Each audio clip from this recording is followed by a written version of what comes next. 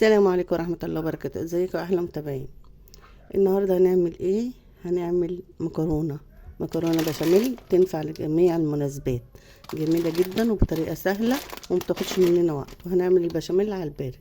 ما تيجوا يلا نخش ونشوف هنعمل ايه مع بعض. واللي اول مرة يخش قناتي يعمل لايك ويعمل اشتراك عشان يجيله كل جديد من مطبخ مرة. يلا بينا هنشوف هنعمل ايه مع بعض. يلا يا بنات نقول بسم الله. معانا ايه؟ معانا حله فيها بصل وفيها الماده الدهنيه اللي انتوا عايزينها، وهنحمر ده كله مع بعض. هنعصج الاول اللحمه مع بعض. انا بحب اشوح البصل الاول. عايزه تشوحي اللحمه الاول وبعدين البصل، مفيش مشكله، الاتنين شغالين حلو، بس انا خدت على الطريقه دي وبحبها. هنشوحه مع بعض كده وبعد كده هنزل باللحمه. اهي يا بنات هي لسه بيضه، الكاميرا ظلمها كده. هنزل بقى باللحمه، انا مش عايزاها تاخد لون ولا اي حاجه، يا دوبك تدبل بس. هنزل باللحمه بتاعتنا، طبعا كميه اللحمه اللي انتوا عايزينها.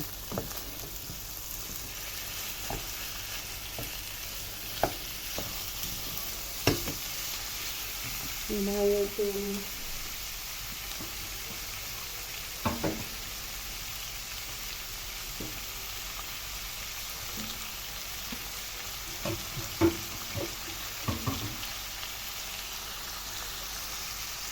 معايا فلفل اسود.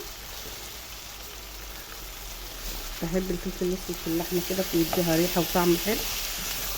بس مش هحط الملح دلوقتي الا لما اشوحها كلها مع البصل كده.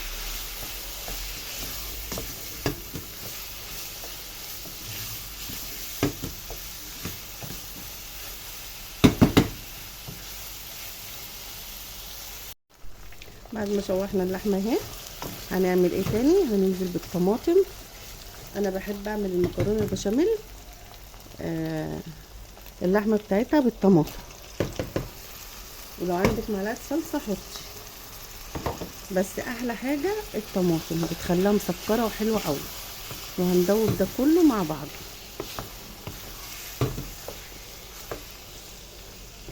بجد جربوا الطماطم دي، بتخلي المكرونه في حته تانية خالص. عايزه تحطي معاها معلقه صلصه ماشي، عايزه تعيني الطماطم وتحطي صلصه بس ماشي، بس جربوها بالطماطم كده، جميله جدا جدا جدا.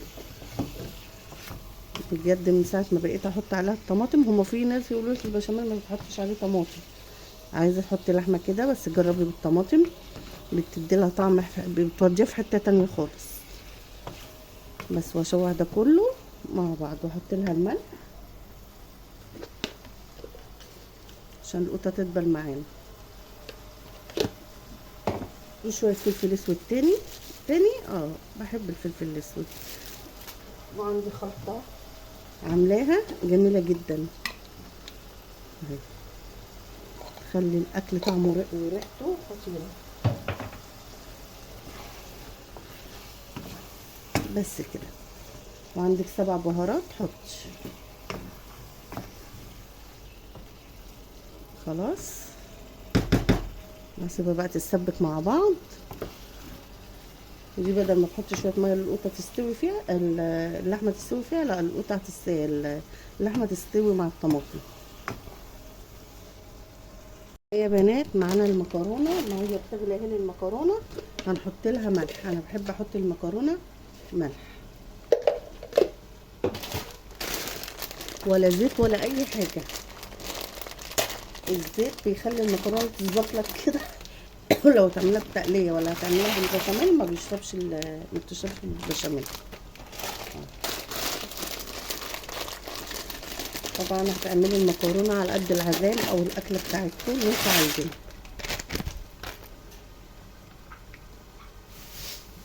عندي شويه كمان،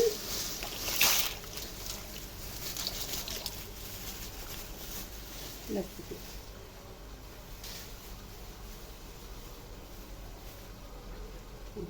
واقلب مع بعض ده كله.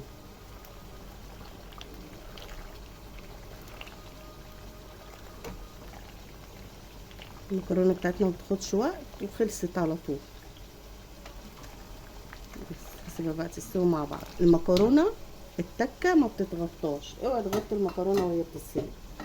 هسيبها كده وهقلب فيها ايديا فيها. ادي المكرونه استوت اهي. انا مش هرمي الميه دي، هاخد منها كوبايتين عشان اعمل منهم البشاميل، وهروح اصفيها وارجع لكم تاني. يلا يا بنات نعمل البشاميل بالطريقه السهله جدا. انا بعمله على الباب. معايا كيلو لبن ومعايا 6 معالق دقيق.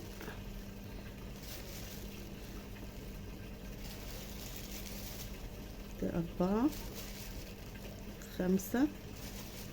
عايزين تحطوا 5 كفايه، انا هحط واحده تاني بس كده.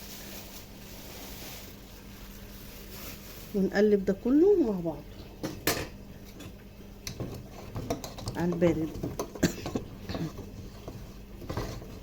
اللبن ساقع يا بنات، لان انا لسه مطلعاه من التلاجة، بس هيسيح دلوقتي مع السخونيه. ونقلب حلو عشان التكتلات ما يعملش تكتلات. لازم البشاميل ايديكي فيه.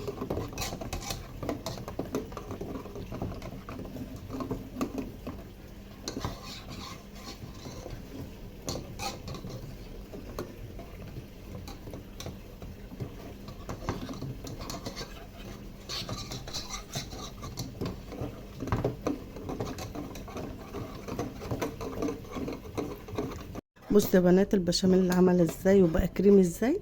هزود له بقى كوبايه الميه اللي قلت لكم عليها بتاعه المكرونه. لو عندكم شوربه حطوا، بس المكرونه حلوه زودي بقى تبع السمك اللي انت عايزاه. اهو بصوا كريم ازاي، وتعملوه على البارد بيطلع حلو قوي. اهي كوبايتين ميه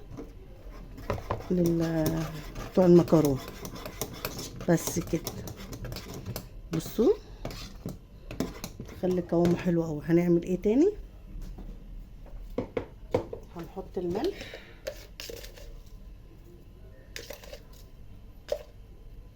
وشويه فلفل اسود. عندك فلفل اسود ابيض حطي، انا ما عنديش. هحط شويه بس مش كتير عشان ما يغمقوش. بس هحط كمان شويه بهارات من اللي انا عاملاهم. انا عاملاهم تعتبر زي ال7 بهارات. ونقلب ده كله مع بعض.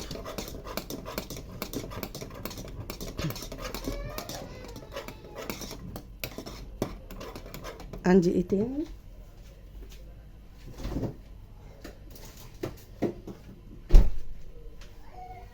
عندي معلقه قشطه هحطها.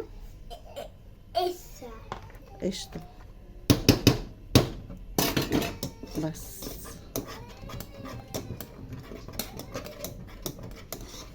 وهقلب ده كله ويغلي وخلاص. على كده هطفي عليه. بصوا شفتوا بقى البشاميل ما خدش 5 دقايق وجميل جدا، وما بيكلكعش منك على طول لما تعمليه على اللبن البارد بس. بصوا يا بنات قبل ما اطفي عليها هحط مكعبين سمنه عشان كده. بصوا ما بياخدش سمنه كتير مننا، وحبه زيت بس ما بياخدش سمنه كتير مننا خالص. ونقلبه. معلش الصوت كوكو عشان عيانه، معلش ضاله كده بالشفا، تعبانه فعماله تعيط. بس كده انا هطفي عليه بقى خلاص كده، وهنعمل المكرونه مع بعض. تعالوا يا بنات هنعمل المكرونه.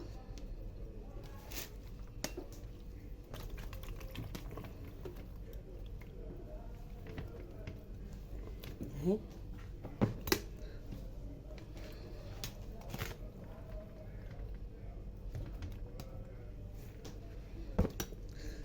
طبعا حطينا عليها البشاميل. وهنعمل ايه؟ هناخد شويه لحمه مفرومه كده طعمها بالصوص كده، عشان ايه؟ تحسي ان انت ايه المكرونه كلها طعم واحد. الطريقه دي حلوه قوي لما تحط لها معلقه لحمه مفرومه كده مع البشاميل كده وتقلبهم في قلب بعض. بجد وتوديها في حتة تانية خالص، خطيرة. الله على الريحة، الريحة جميلة. يلا حطوا لايك بقى، ريحة الأكل فظيعة.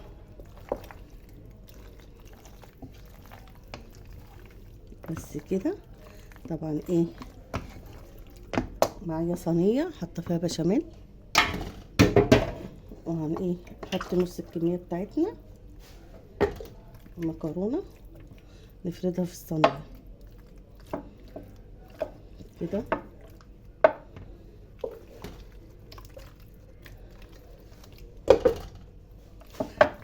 افردي بقى الطبقة اللي انت عايزاها تبقى حلوة كده في الصينية من تحت، اهم حاجة.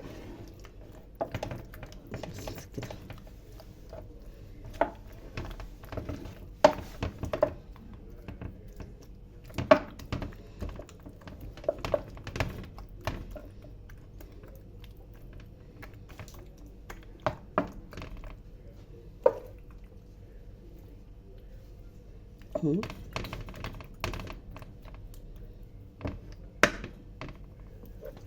وزعها كده، يبقى كلها ايه حته واحده، ما تبقاش حته عاليه وحته واطيه. بس. ونحط اللحمه.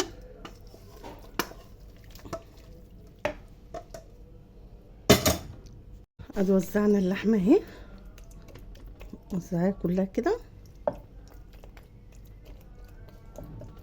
وهنعمل ايه بقى؟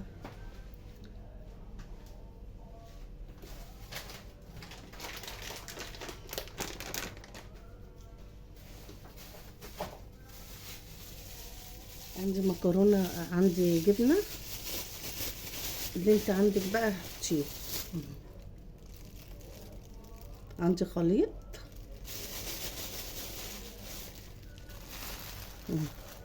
وانزل بقى بالكميه بتاعتنا التانية.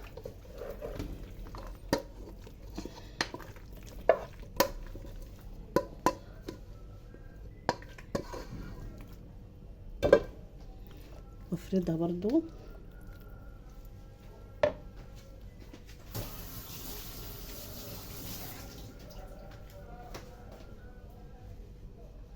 تفرديها كلها كده على المكرونه. ادي المكرونه خلصت اهي. هنزل بقى بالبشاميل بتاعنا. طبقه بشاميل حلوه كده.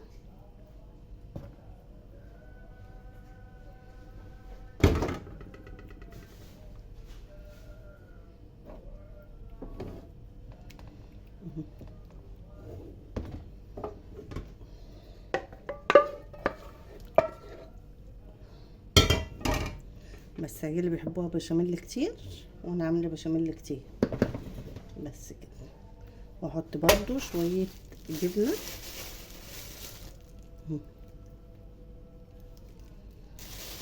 ادخلها على فرن 180، تاخد هي كده اوريدي مستويه.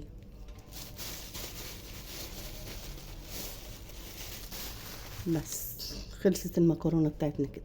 ادي يا بنات صينيه المكرونه خلصت وجميله جدا، ما خدتش مننا وقت. والبشاميل اللي عملناه على السريع على البارد، وتعملوها في العزومات مش هتاخد منكم وقت، وتبقى جميله جدا. انا مش هقطعها عشان سخنه. ولو عجبتكم طريقتي اعملوا لي لايك واعملوا لي اشتراك، وعشان يجيلكم كل جديد من مطبخ مرمر. وقولوا لي ايه رايكم في الفيديو النهارده، واقول لكم ايه. سلام يا احلى متابعين في الدنيا. توحشوني من الفيديو ده الفيديو اللي جاي. سلام.